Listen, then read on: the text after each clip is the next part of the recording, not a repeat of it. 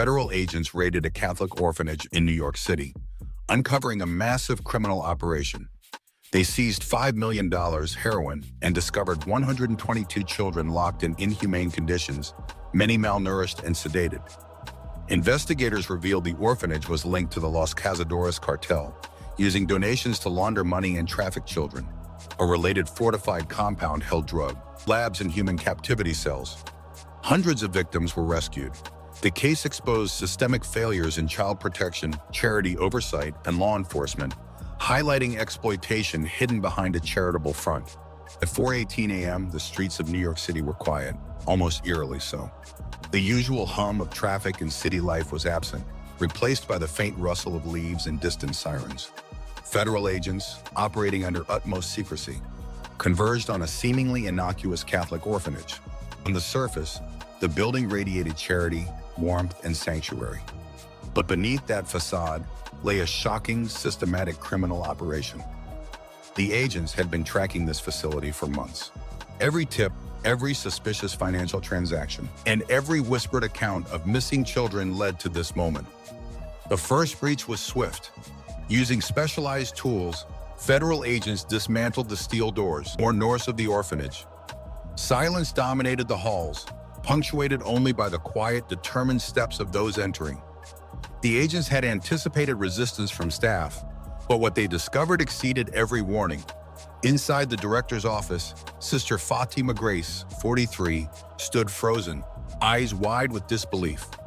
On the floor lay evidence of unimaginable crimes. A steel safe bolted to the wall had been forced open, revealing $5 million in bundled cash and 4.9 kilograms of heroin, vacuum sealed and ready for distribution. Beyond the office, the scene was even more chilling. A bedroom contained 3 boys, no older than 15, lying unclothed on the bed. Silence fell over the room. Down the hall, agents discovered over 120 children packed into a single room designed for far fewer.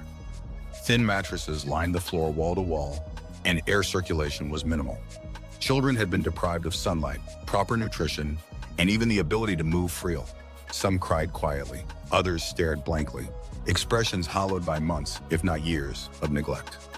This was not a failing orphanage, it was a processing center. Medical teams quickly assessed the children, documenting widespread malnutrition and untreated infections. 72% showed visible signs of chronic malnutrition, 41 required immediate medical intervention, and 19 had repeated exposure to sedatives. Ages ranged from 6 to 17. Some children could not remember the last time they had been outside or seen daylight. Others did not know the day, month, or year. Every detail painted a grim portrait. The orphanage was an organized, systematic hub for child exploitation. Financial records further exposed the scale of the operation. The orphanage had received approximately $34 million each month in donations from churches, private foundations, and viral online charity campaigns. Over 5 years, more than $2 billion flowed into it, its accounts. Yet expenditures on food, clothing, and medical care were minimal, often only sufficient to keep the children alive enough to remain assets. Internal ledgers revealed that girls were tracked by age, living paycheck to paycheck, sharing meals, and donated toys. As donations increased, her authority grew, scrutiny faded, and oversight disappeared. Volunteers stopped questioning her, and public trust masked the abuses. Meetings with intermediaries from Los Cazadores gradually turned assistance into financial guidance, then logistics, and finally full participation in a criminal enterprise. Compassion was replaced with control, and care with efficiency metrics. Evidence collected from the orphanage and compound showed that the criminal network was not just localized, but part of a larger international system. Drug production at the cartel compound funded exploitation at the orphanage, while financial management ensured donations and illegal revenues were intertwined to shield operations. Potential scrutiny was silenced through payments, delayed inspections, and zoning violations forgiven. Every agency that interacted with the orphanage saw only a fragment. Social services saw a crowded orphanage, financial regulators saw a successful charity, and local police found no persistent complaints. Only a coordinated federal response revealed the complete scope. Children rescued during the operation faced long-term challenges. Medical assessments documented malnutrition, untreated injuries, and developmental delays. Psychological evaluations revealed trauma from prolonged isolation, sedation, and systematic abuse. Children reported being moved at night without explanation, their identities replaced with numbers. Trust had been systematically broken.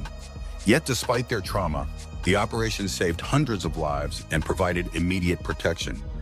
The raid highlighted the vulnerabilities in the systems designed to protect children. It revealed how underfunded child services, fragmented databases, religious or charitable shields, and lax oversight can be exploited by organized criminal networks. Vigilance, transparency, and accountability are essential.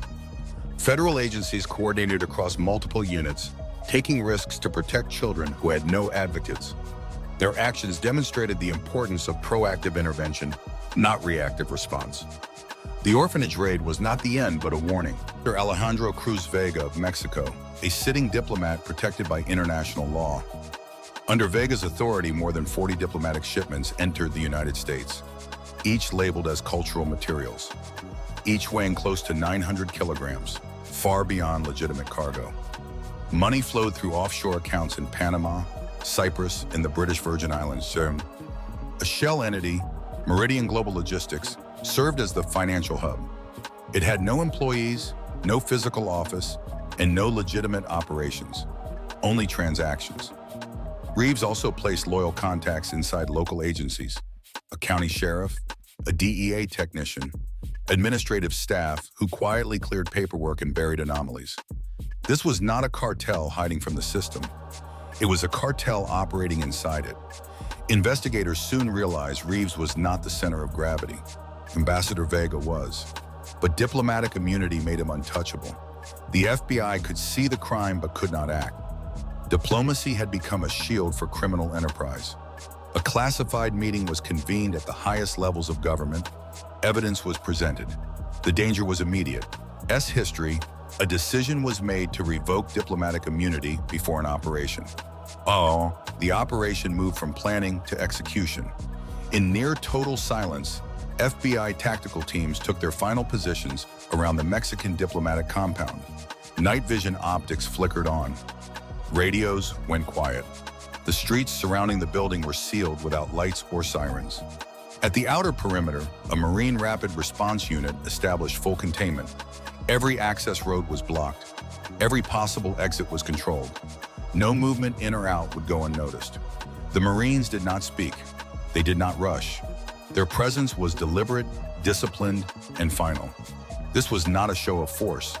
It was containment. The purpose was clear. Whatever was inside that compound would not escape. As the Marines locked down the perimeter, FBI teams advanced toward the main structure. Breaching specialists moved first, carrying equipment authorized under sealed federal warrants that had no modern precedent. These warrants were the result of classified approvals and extraordinary legal coordination.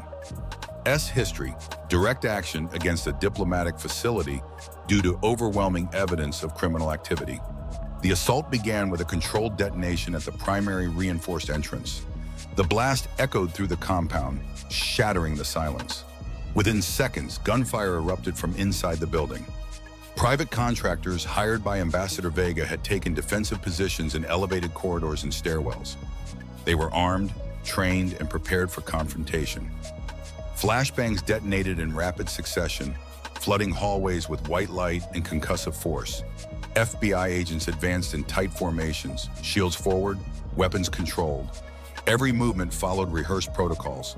There was no panic, no hesitation. Room by room, floor by floor, the compound was cleared. The firefight lasted minutes, but the tension stretched far longer. Agents encountered barricaded doors, destroyed electronics, and abandoned security posts. Evidence was being erased in real time. Hard drives were smashed. Documents were shredded, but the effort came too late. Once resistance was neutralized, attention shifted to the lower levels of the building. A reinforced steel door led to the basement. A second controlled charge breached it. What investigators found below confirmed their worst suspicions. Rows of medical-grade coolers lined the walls, each marked with transport labels designed to mimic legitimate medical shipments. Inside were preserved human organs, kidneys, livers, corneas, carefully cataloged, prepared for transport. Documentation recovered nearby traced destinations across multiple continents, linking the organs to illegal clinics, private buyers, and underground medical networks operating beyond regulation or oversight. Adjacent rooms contain narcotics processing equipment hidden behind false maintenance walls, industrial-grade presses, chemical drums, ventilation systems designed to mask odors and emissions. Bricks of fentanyl, methamphetamine, and heroin were stacked on pallets, wrapped and coded for distribution. Analysts would later determine the quantities were sufficient to supply multiple states for months. Behind a concealed wall panel, agents uncovered a hidden chamber. Inside were bundles of wires wrapped in plastic, stacked methodically from floor to ceiling. S-currency, no serial records, no official trail, just raw profit generated by human suffering. On the third floor, agents intercepted Ambassador Alejandro Cruz Vega attempting to flee through a narrow service corridor. He was restrained without resistance.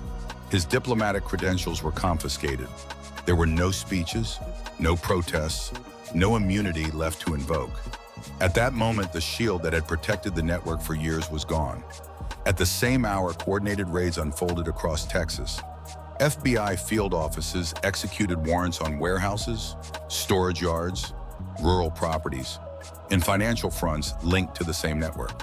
Trucks were seized, accounts frozen, associates detained. The collapse was simultaneous and overwhelming. By sunrise, the infrastructure that had operated quietly for nearly a decade was dismantled. As the immediate operation concluded, investigators shifted focus from enforcement to understanding the damage left behind. Medical examiner records were reviewed and cross-referenced with recovered digital files. Deaths previously classified as natural began to tell a different story. Young workers, recent immigrants, vulnerable individuals with no prior health conditions. Their names appeared repeatedly in shipment manifests, encrypted communications, in organ supply lists. Missing persons reports aligned with trafficking routes.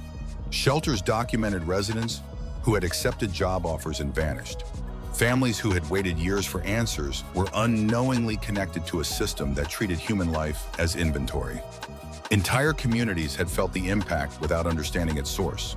Border towns reported unexplained disappearances. Suburban hospitals recorded spikes in fentanyl overdoses.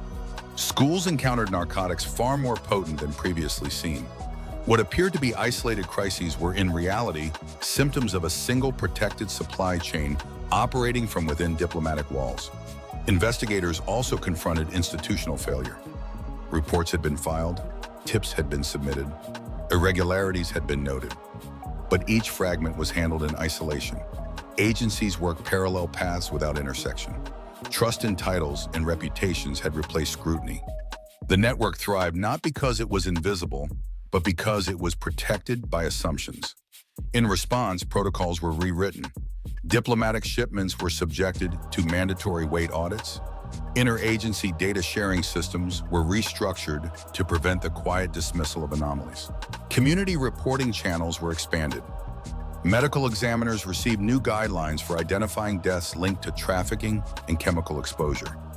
At the center of it all was a single moment that could no longer be ignored. Evan Marshall's question, a customs officer who noticed a discrepancy and trusted the system to act. His report should have triggered investigation.